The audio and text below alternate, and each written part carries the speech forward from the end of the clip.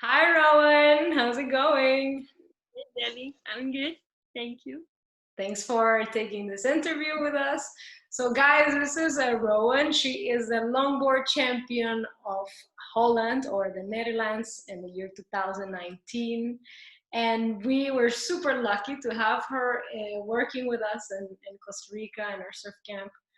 And so we're going to run through a few questions with Rowan today, trying to get some information on how she became a longboarder and some tips for you guys on how you can become better longboarders. So Rowan, huh. So how did you get into longboarding? Like you don't live super close to the beach. How did you get into surfing? I think it started when I was 14, and one of my teachers from school, he owned a surf school, and just one day I tried it with two friends, and I was like hooked from the first lesson. So I came there a lot, and then I started working there. And the first board I bought was a 7.4, so like a mid Makes board, a mini Malibu, because I didn't really know what I what I like more, shortboarding or longboarding. And also in Holland, the waves aren't that powerful or big, so you need a little bit more volume. hmm. And I noticed after a while that I always grabbed a longboard from someone else. So I bought a shortboard. I still have it. You like everybody's board more than your own board. Yeah, I bought a shortboard, but it's collecting dust. I never use it, and after a while, just like okay, longboarding is just more my style. Hmm. Shortboarding is more powerful and more dynamic, and longboarding is more about flow, I would say. Yeah. But I don't know, this suits me better. So you like to cruise more than like the hot doggy style that Yeah. it's like be It's more super right. intense and just Yeah. the graceful flow emotion of the longboard. Yeah, makes But I sense. think also because I grew up in Holland, that played a big part because if you have a longboard, you can just surf more often than when you shortboard. Yeah. So So you have a you guys have like less consistent surf pretty much. yeah, we have a lot of wind swell, so it's really messy and short waves, short period. And for now, we had like no waves for a week, and today is stormy, so now there's some surf again. Yeah. But it's really inconsistent. Yeah. Okay. Yeah, makes sense. And so you have other spots in Europe that are your favorite or like places where you say like, okay, this helped me to form as a longboarder, like I got much better surfing this wave or where do Yeah, you like to go normally? I think one of my well, it's not like one spot, but one of my favorite regions is in France, in Brittany. So it's more the north of France. You have a lot of sheltered bays, and it's really nice and rugged, and and there are a lot of cliffs. And I think I have my most fun sessions over there. But also the north of Spain is also really good. So Yeah, I cannot really choose, but yeah, I would go for Brittany. Yeah, yeah, yeah. It's also closer, right? Like from yeah, Holland, it's closer to go to north of France and north of Spain, yeah, which is really exciting because the borders are opening. yeah. Is that in your plans? Are you trying to go back as soon as possible? um, yeah, I hope I can go back in September because I always teach there as well for a couple of weeks. Hmm. So I hope that can happen. But we just have to see how everything is gonna develop here. Right, right. Make sure we stick to the safety Yeah, instructions, right? Cool. So let's talk a little bit about boards. So you have your Malibu, and then you tried shortboarding, then you went into the longboarding. Why did you choose longboarding? What do you feel like it's the biggest difference? We already talked a little bit about like the waves help, also your style, but maybe we can get a little deeper into that. I think when you just start surfing, it's really important to have a big enough board with enough volume. What I see happen a lot is that people do lessons on the soft board, and then they think they can do it on their own, and they grab a really short board because it looks really cool.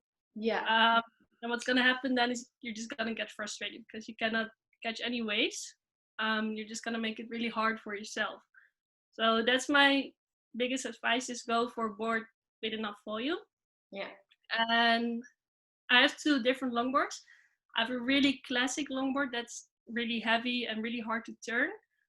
But it's really good for nose riding. Nice. For Holland, it's not that great because we don't have the perfect waves here. But for example, on a point break or really clean waves, that's really fun.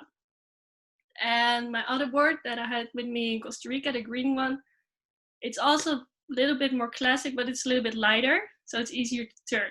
So you have, with longboard, you have different categories. You have the traditional and you have performance. Right. I always compare it to shortboarding with a longboard. It's just the boards are smaller, they're lighter, they're a lot easier to turn. Yeah. Yeah, but the classic longboards you can nose ride pretty easy. It's more developed for that, and make bigger, more graceful turns. And the progressive short of longboards are a little bit faster, a little bit lighter, for bigger waves also. So that's a big difference in that. Which one is your favorite? Do you prefer to do a little bit more like performance maneuvers, or you enjoy more like hang 10, hang 5, walking to the nose? What do you My like? favorite is the classic log, but yeah, I appreciated like the in-between one, the green one I have a little bit more in Costa Rica because the waves are a little bit higher and a little bit faster. And if you on the classic board, it's a little bit harder to surf it. Yeah. Because the rails are a bit different. I can go a little bit deeper into that if you want. For sure. I think we would like to hear more about that. It's interesting actually, because I came up with this because I keep seeing like Instagram keeps pushing these beautiful pictures of girls super stylish in the nose. And then I started thinking like, okay, I can shortboard pretty well. I should be able to do that. But then I thought like, which would be the best board to fit me? And there's actually not a lot of information out there. And I'm sure there's a lot of people who have been surfing for a while and they would like to do maybe performance longboarding, or they would like to just be able to like beautifully walk to the nose in a log. So like, what are the main differences? How do rails and fins affect the concaves and the rockers and all of that? Maybe we can get into that. Yeah, there are a lot of stuff that makes a board traditional classic. But I think the main thing is the rail and the fin. So with a classic longboard, you have often a 50-50 rail, and that means that the rail is just round like this. With a performance longboard, you have more of a sharp rail like this edge. And what's gonna happen if you have a 50-50 rail and the wave is a little bit small like this? Let's do it like this. The water will wrap around the rail and make it a little bit easier to nose ride. But if the wave is steep, the board cannot grab into the wave and it's gonna slip to down. So if you have a sharper rail, the board will grab into the wave. It will cut into the wave and you have more grip. Okay. You understand? Yeah, interesting. Yeah. Makes sense. So okay, good. So the rail will obviously not look like this, but just to make the point. So if you have bigger waves, it's easier to have a sharper rail. So like 60-40 or 80-20. But you can still nose ride with it, but it's going to be a little bit harder. Yeah. And then we have the fins. So this is the most standard fin. That's the one for your green board. Yeah, I don't use it because I have another one. But this is just a standard fin. You can do everything with it. You can turn, you can nose ride. It's just an all-round. How big is that? Like if someone is interested in getting like a nice log, what is the size of fin you would recommend, like a standard size? I think this one is 9-inch and it suits my 9 feet board. Okay. But I have another one that's 10-inch. So you have to go like around the same number as your board.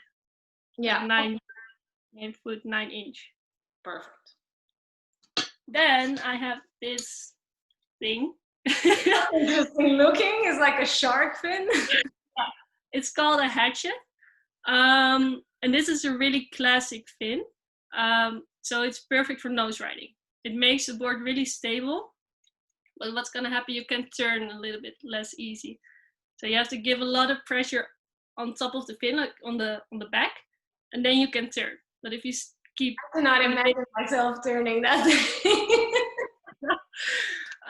so what you can do, if you have like a all-round longboard and you put this fin on it, you get a more classic longboard.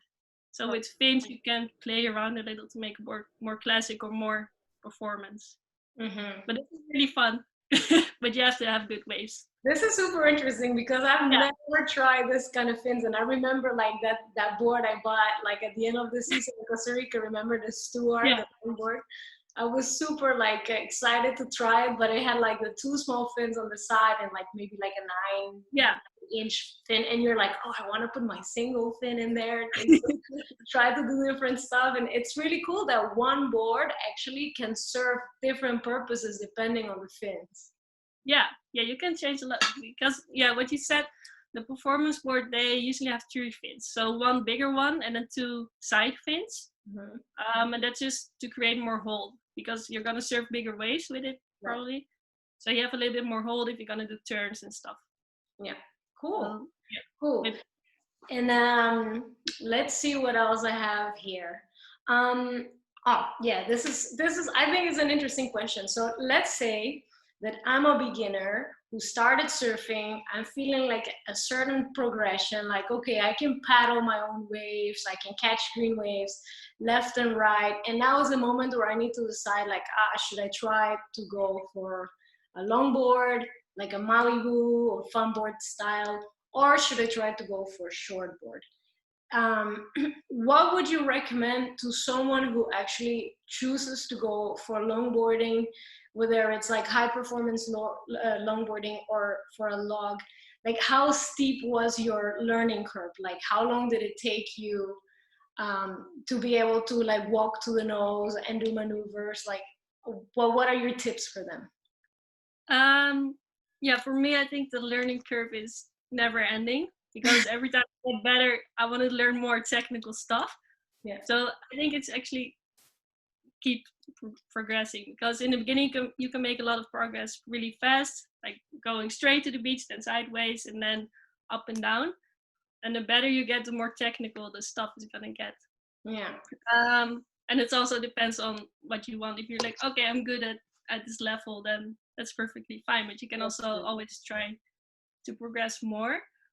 For first longboard, I would say go somewhere in the middle. So not all the way like super heavy classic log and not all the way super high performance, just somewhere in the middle.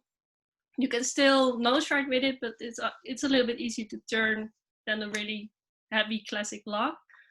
And from there you can see what you actually like better. Do you like to do a lot of turns or do you like to nose ride? Yeah. And from there you can go onto your next board. Super. And I would recommend the same thing that you said in the beginning is like, guys, please, if you're just learning to surf, don't buy a shortboard. Just don't buy a shortboard. Do yourself a favor and don't get frustrated with it because it's the learning curve. And I think that's where the difference is maybe. The learning curve, if you're like somewhere right in the middle and you need to go shortboarding or longboarding, I think if you go longboarding, the process is going to be a bit more forgiving than if you go shortboarding. Yeah, like sure. Curve to shortboarding can be steeper if you don't do the right way, which would be progressionally going smaller, not from like an 8-foot to a 6-foot. That's too drastic. Yeah. But if you are on an 8-foot and you want to try like nice performance longboard, you can go to a 9-foot or even keep the 8 and it's going to be nice. And then you're going to learn about reading the waves, about turning, you're going to perfect your paddling technique, and then you can progressively move smaller, right? Yeah, I also think it's important to look at the spot where you're going to surf the most. Because let's say if you live near a nice point break, where the waves are clean and easy, then you can go for a little bit more to one of the other sides, like more classical. But if you live like me on a beach break where it's windy, you want to have a little bit more forgiving board that's easier to turn. So yeah, take also that into consideration, like where you're gonna surf the most, so that your board suits the conditions. For sure, for sure. Yeah. That's huge. That's a great tip. And also how often you want to do it, right? Like that. Yeah, if you go once a year, like for 3 days, then you want to have a bigger board with more volume. Yeah, you know, for example, and I think you experienced it when you were coaching with us in Costa Rica. We have a lot of regular clients that come once or twice a year for, let's say, 1 week of surf camp or 2 weeks of surf camp. And let's say the last year they use an 8-footer at the end of their transition, and they feel really excited, like, okay, I went from 9 to 8, I can do it good. And then 1 year later, without having any practice in between, they want to start again in the 8-foot because they did it like that last year. And I tell them, like, guys, you know, it's not ideal. You need a little bit more flotation to loosen up the rust in your shoulders, try to get back at it. And then progressively we move down. And yeah, I think they could listen to you like an expert in the matter, like how important is volume actually when you're rusty and you're not going so often. Yeah. And also I think it's to just take a look at yourself to see how athletic you are. Just to be self-aware. Like if you learn quick, then you could go on a little bit lighter board. If you're not as quick learner as some of people, then you want to have a little bit more floating. So it's more forgiving, and you can practice the standing up a lot, and then you can make still a lot of progress. Yeah, for sure. Talking about athletics, so you're also athletic coach, or how would you call that in English?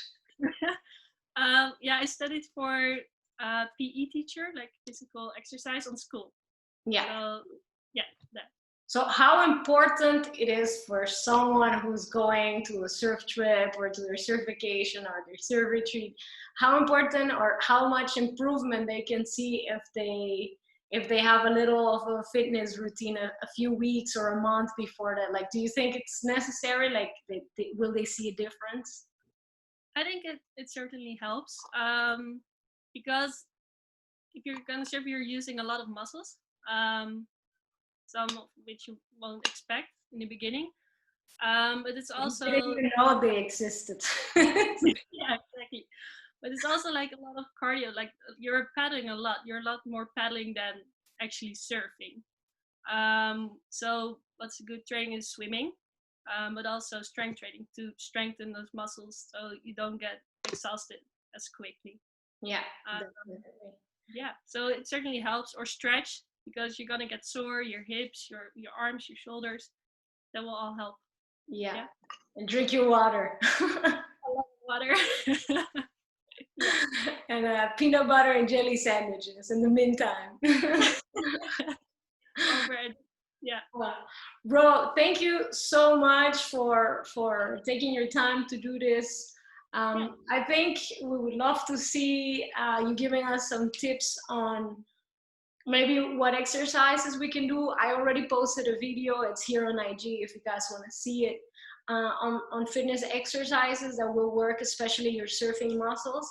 But maybe, Rowan, you were talking before with me about like a slack line, or like practicing walking on the nose with your longboard and having some cushions underneath. Maybe we can challenge you and ask for like a quick little video like this that we can post here and show people how do the champs prepare to do this kind of stuff. Can set something up. Yeah. Yeah, that sounds good. Yeah. Sorry? If I can find some of the cushions and to put the board on it, yeah, I can see if I can work something out. That's super cool. I think we're all looking forward to see how you train, how you practice, and some physical tips on what we could do to improve.